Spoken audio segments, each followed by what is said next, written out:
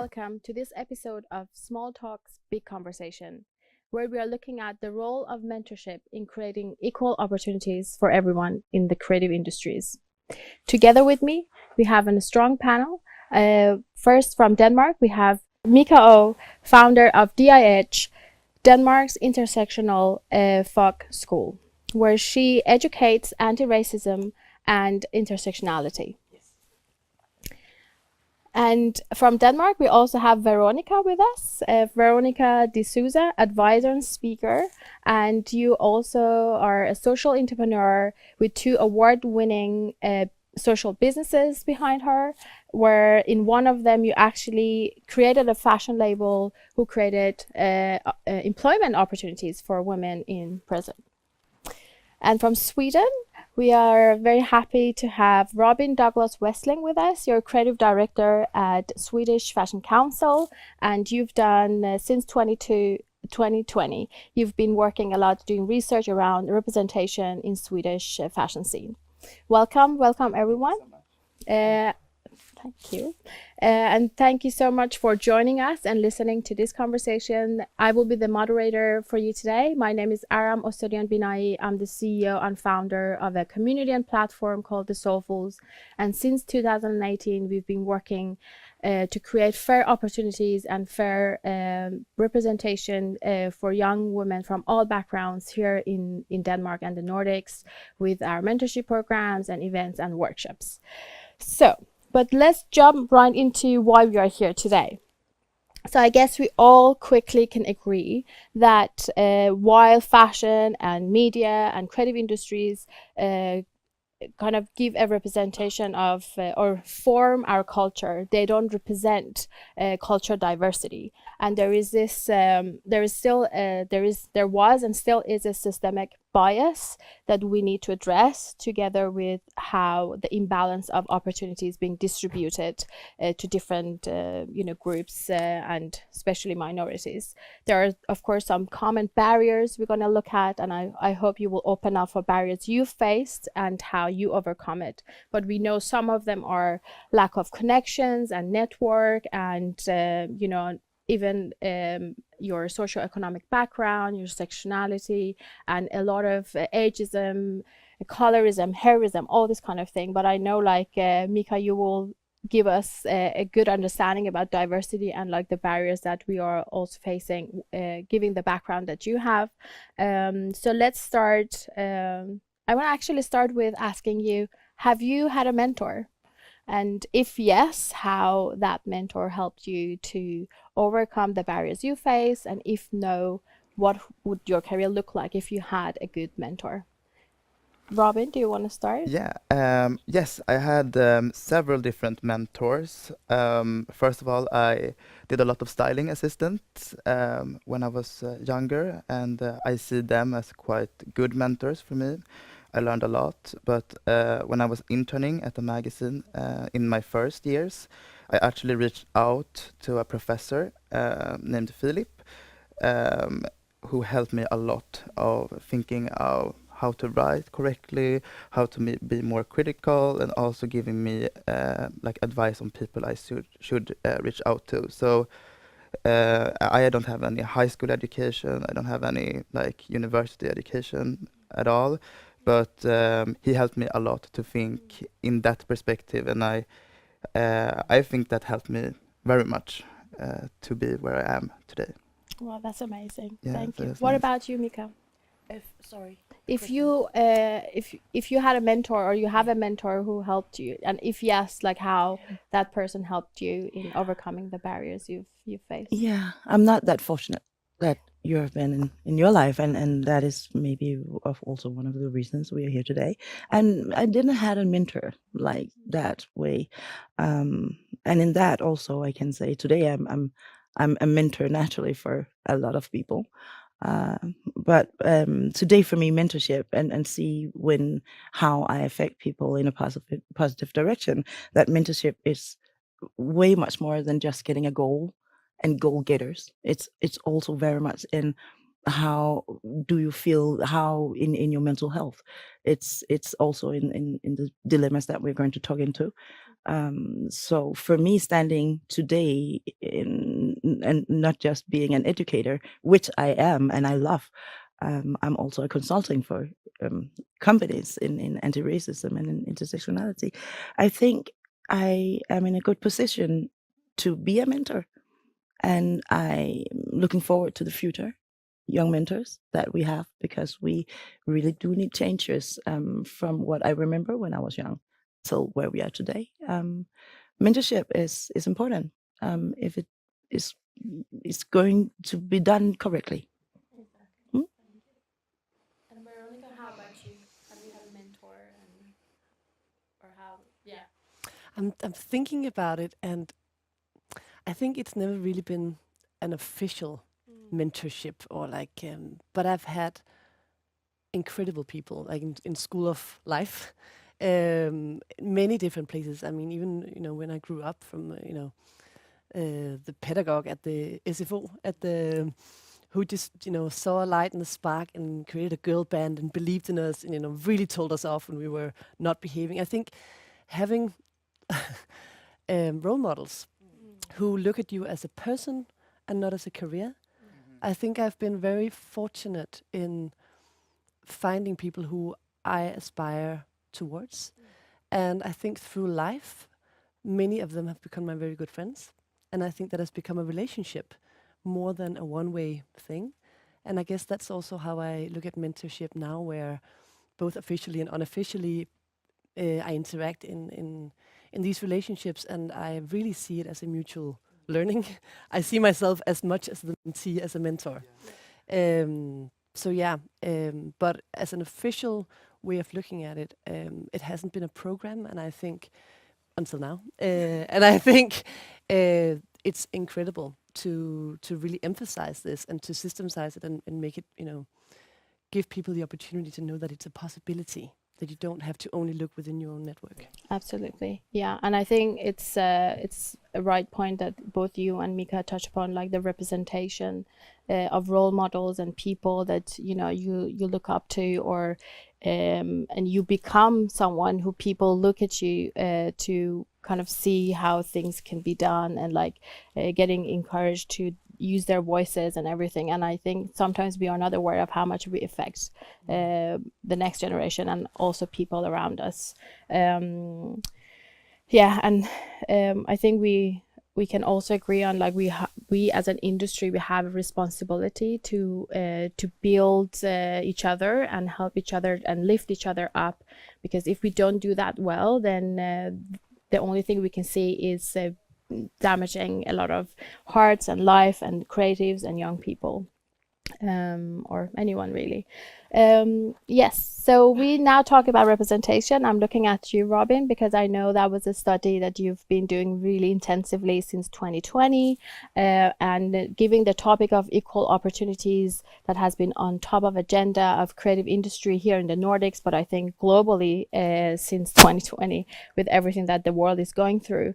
There are a lot of discussions, there are a lot of talks happening, but are they only talks, or do you see change happening, and how are they developing? So I would love to know your view, especially in Sweden, and please, Mica and Veronica, jump in with your points along the way.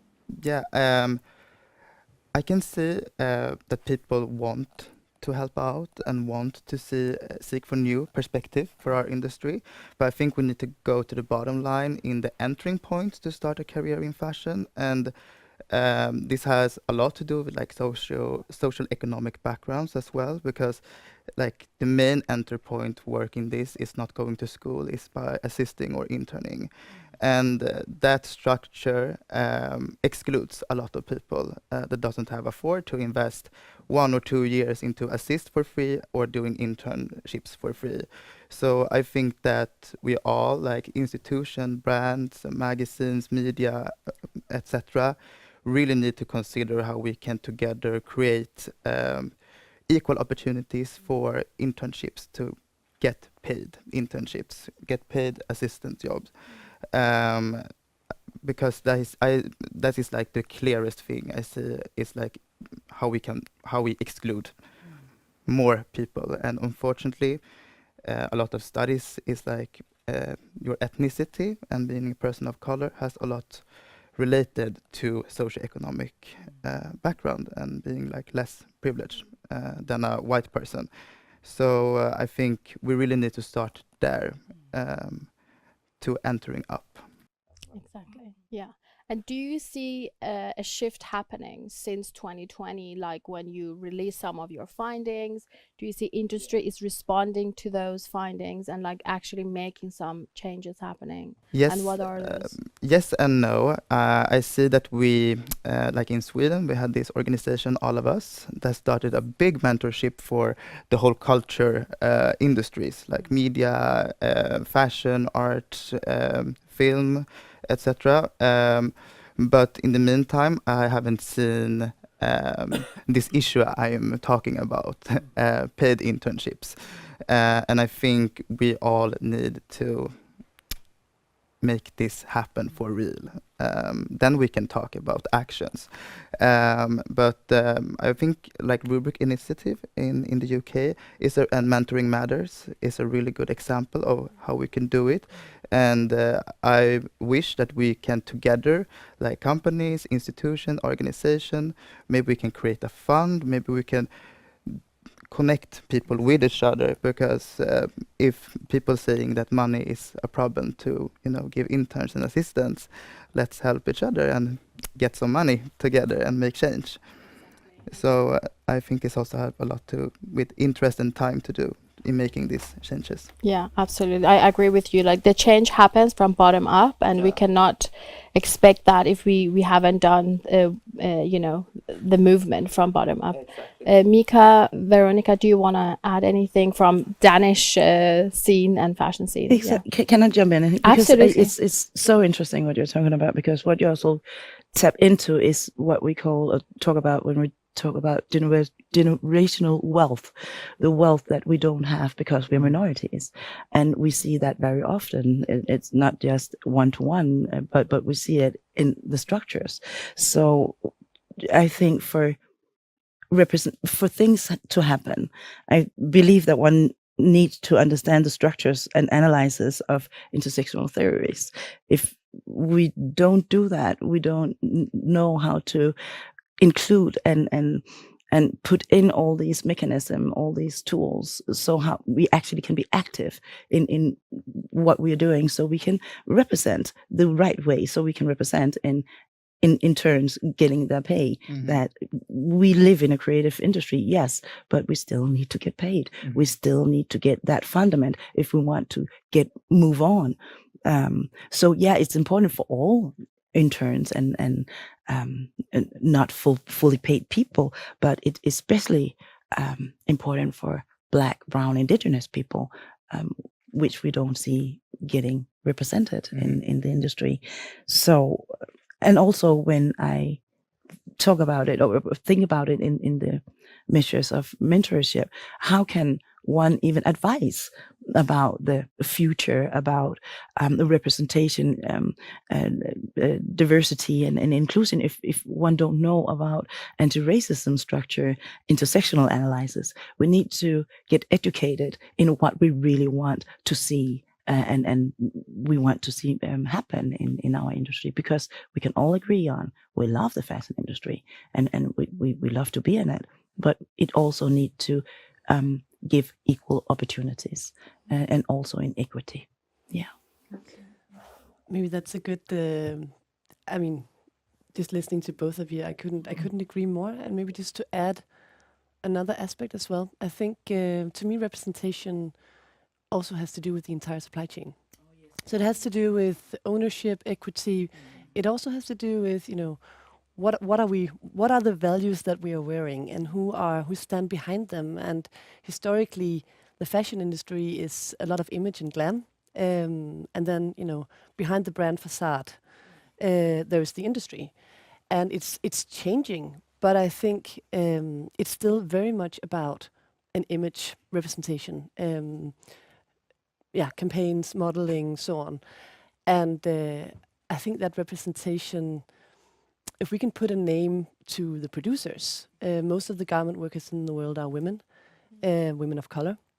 If they can be included in what we call representation, it's a very different look at fashion. And I think seeing that as an asset and seeing the talent that goes all the way back to the raw materials and very skilled people who are not victims or undignified, but who are extremely capable and strong. And how can you see that as something that you can bring into your brand with pride?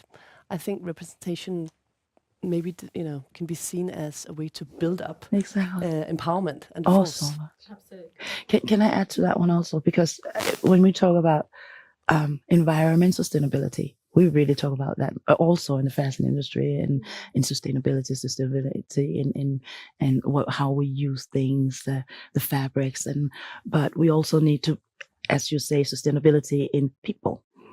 We cannot have a sustained fashion industry if we do not think about the people. So we need to talk about the sustainability, and also, again, which include how to make that happen, anti-racism and intersectionality. We need to look into it and make it in progress. 100%. Yeah. Exactly. Yeah, I think it's it's all of you touch upon some very key elements that I think it should be like from bottom up, and like also like how across supply chain, and like seeing representation happening not just in campaigns but also in all levels, and getting the right salary and paid, and like being valued for the work you put in. So I think it's and I think that's why like we are now sitting here together and talking about mentorship, because we are not we are not done just seeing representation happening on the front, but we want to see it happening in all layers. We want to see interns seeing a future in this industry, and that's why we need mentors to step up and then saying, okay, I can help you, I will open doors for you. So here I want to look at you, Mica, because you have this academic background within what representation, intersectionality, and like and also like how can we make the representation happen, both from academic background but also from the consulting work you are doing, even working with Copenhagen Fashion Week. Like, how do you see, and please Robin and Veronica jump in, please tell us, like, how do you see both mentoring and mentorship programs create change, and then give us some example of how a successful mentoring should feel like, and what should we avoid? Oh wow, that was really big questions. I would start to say no pressure at all. I would start to say that mentorship is liberation. If mentorship is not liberation, well, then it's the opposite. So we need to see mentorship as a liberation actions. Yeah. I'm in the way that you should give opportunities. You should be set free in what you do and also earn money in it. And in that also, again, anti-racism should be included in the industry, because it's not liberation and will never be represented correctly if we not talk into anti-racism as a main thing, because it's huge. Racism is huge. We need to acknowledge that. We need to acknowledge that.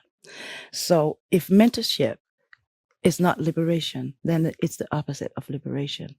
And a good model for mentorship is many.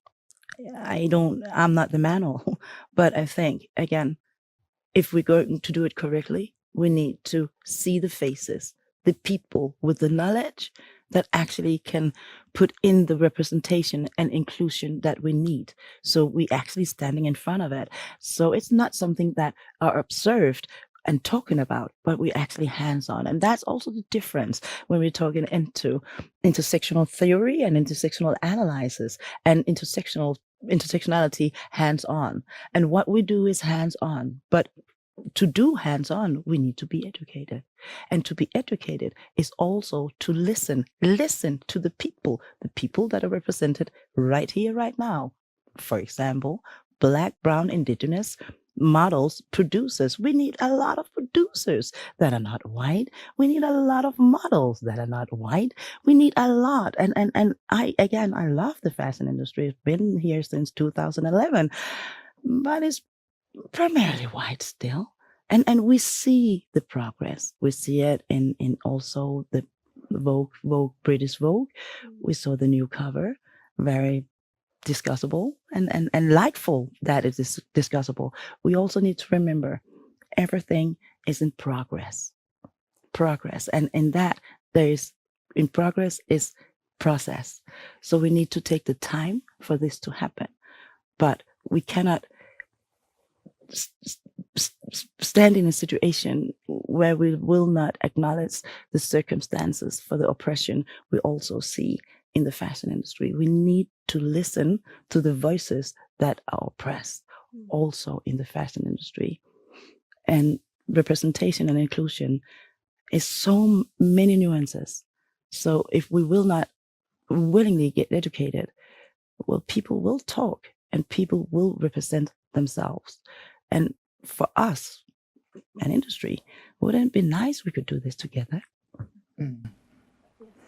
Yeah, and I think it's crucial also to get in more perspectives in the industry, especially here in Scandinavia. You know, our demography is like growing, and if you want to stay relevant as a media, for example, I think it's crucial that you hire people that is represented, so we can reach and make that everyone feels connected to what we uplift in the magazines or in the communications. I think maybe just a comment to the mentorship. It's a really difficult question, but I'm listening and learning.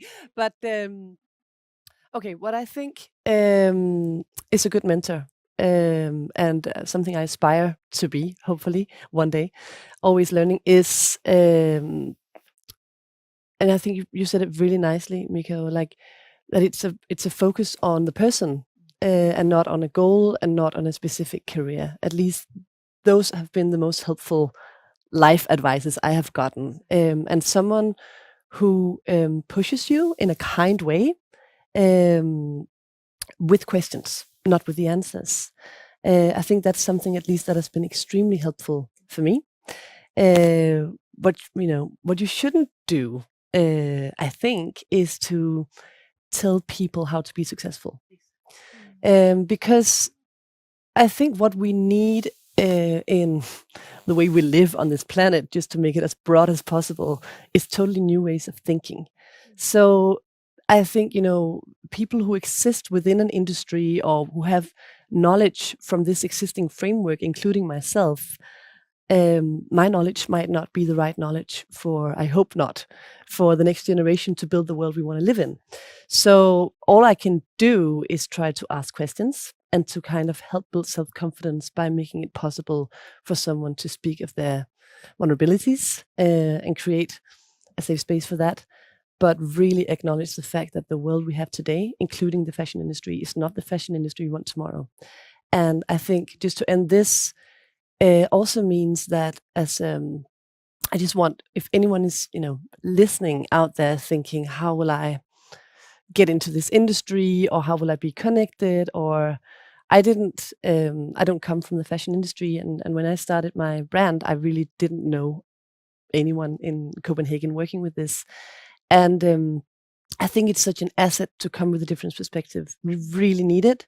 So maybe let's not try to focus on learning what everyone else can do, but really trusting yourself and bringing in a new perspective and allowing and making that space for that, because otherwise I don't think the fashion industry will have much newness to offer anyways. No. So can I add on the mentorship also? It's not, as a mentor, also very important to remember, it's not about me. It's about the person you're in front. And also, as we said, Veronica so nicely, it's not, we need the fashion industry that we have today, we need new tomorrow.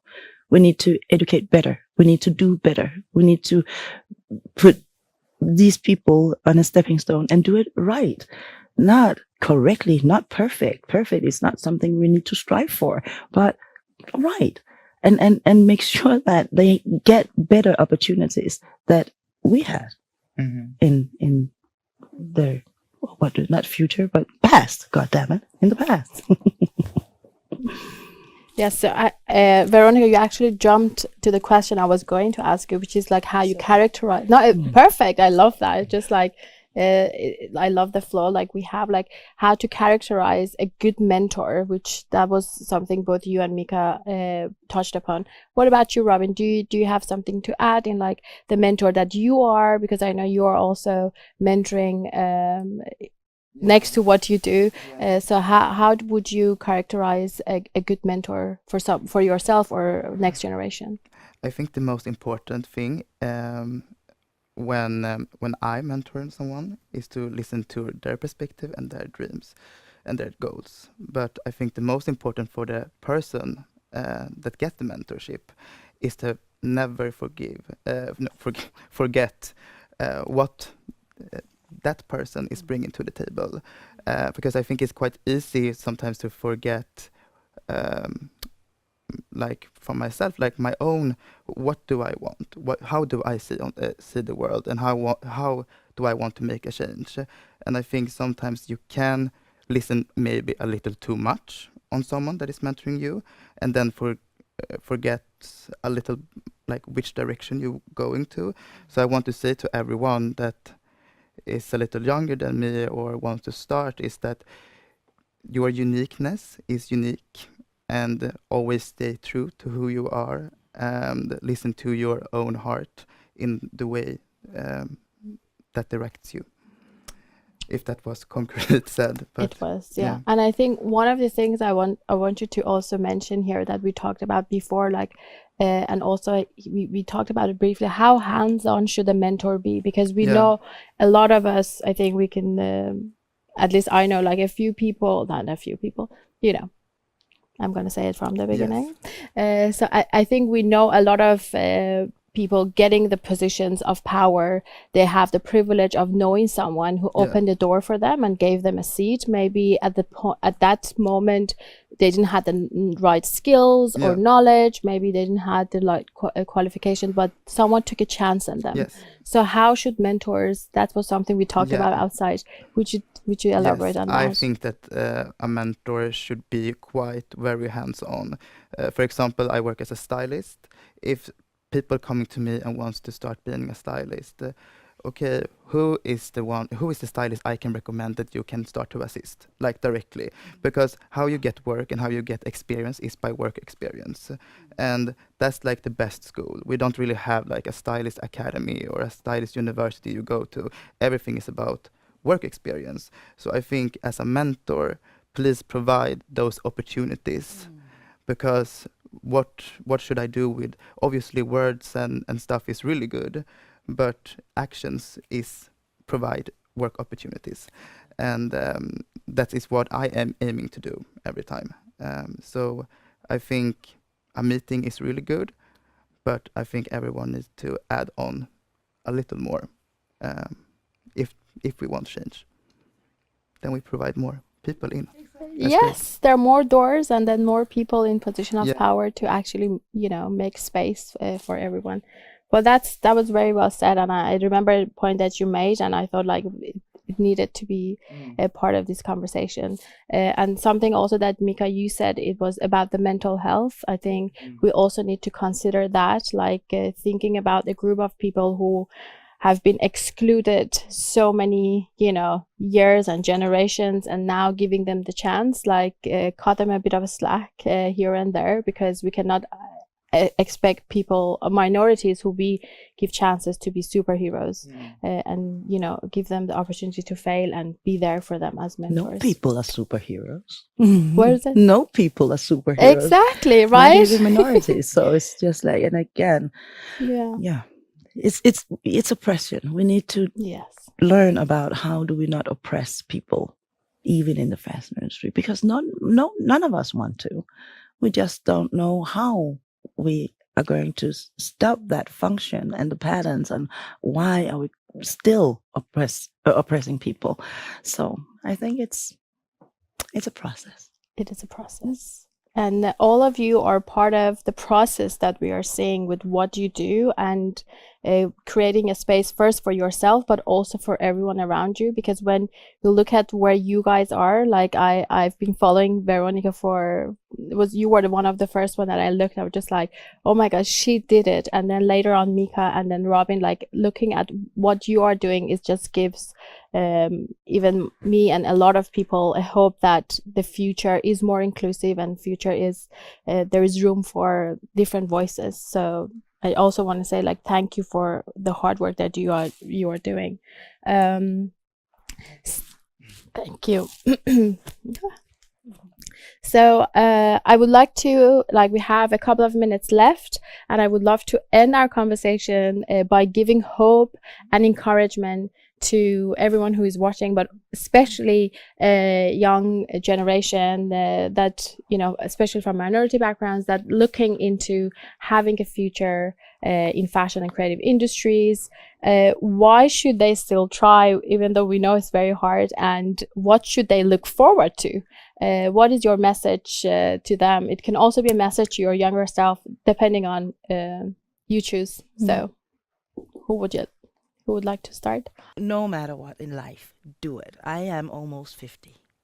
And when you reach this age, you will get older, and the older you get, the less you want to regret. And do your thing, and it will be a struggle. It will take a lot of chances, a lot of risk, but in the end of the day, I think it's important to go to bed and knowing that I was me, I was authentic, I believed in myself, even though. The second thing for that to happen in the end of the day, seek the people that can make that happen for you, with you. Because walking that road alone is not just lonely, but it's also painful. And the struggles you're gonna meet will hurt double. So if you find a person that can pave the way so you can lead it afterwards, I think that will be the best hope I can give for a young person today. Well, that was beautiful. Yes, thank you. What about you, Robin? What's your message? Yes, I really agree with you, and I also think you need to start collaborate with like-minded people, build community. Your voice is needed, and the industry is in a shift. We will have our voices heard, and your voice is already heard.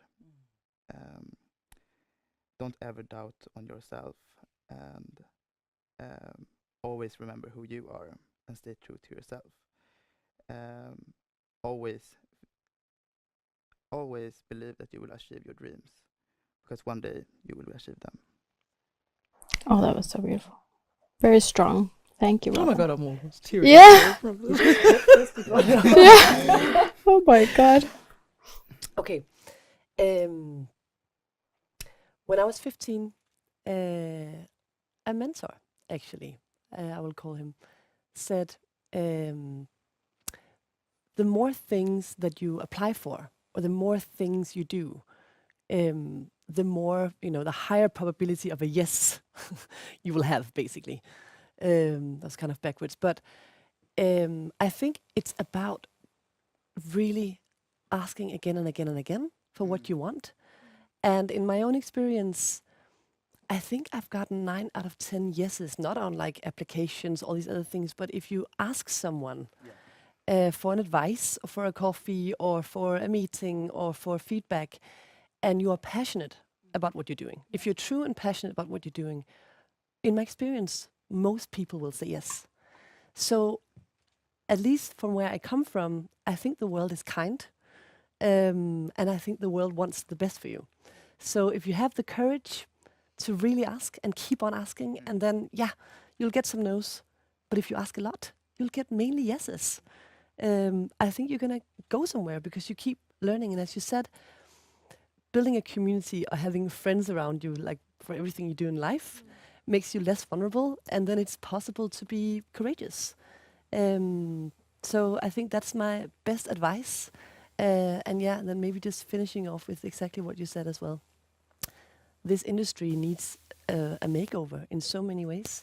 So don't try to fit in. Don't try to think you need to know the manual, because this manual is outdated. Exactly. So please bring a new, Bring- bring some new, bring new- our voice Yeah, into the conversation, so we as can Robin said. Yeah, recreate it. exactly. Just a little bit. Yeah, That's a little thing. You're not a failure. We need to understand and remember we're not failures. Because when you knock a lot of doors, you will also feel that you could be a failure because there will be a lot of no's. But you're not a failure. You're not perfect. And don't ever strive for that. Really, as a young person, that was the biggest mistake I did. I thought perfect was the goal and the reason. I also learned in my mistakes that that is not failure. In my mistakes, there is gold, because in my mistakes, there is learning money. There is the lessons that I need to learn. So striving for the perfect, striving for do things 100% perfect, that is not good for your health either. But you will never be a failure. Never, ever. The more you strive, the more passionate you are, the more you want this, you will always be a success. In the end of the day, you are a success. Whatever, just you breathing is a success. thank you. Thank you so much for all your wisdom and knowledge and everything that you've given us today in this conversation. And I think and encourage all of you to take pride in how the progress that we have made, that you've been part of this, being here sitting and having this conversation as part of Copenhagen Fashion Week is already progress. And I hope we can all get to live in the days that these conversations are part of our reality and the norm of the fashion industry and creative industry globally. So no one feels excluded and no one feels unseen or not valued. And thank you so much for everyone for listening. Thank you. Hi, and welcome to this episode of Small Talks, Big Conversation, where we are looking at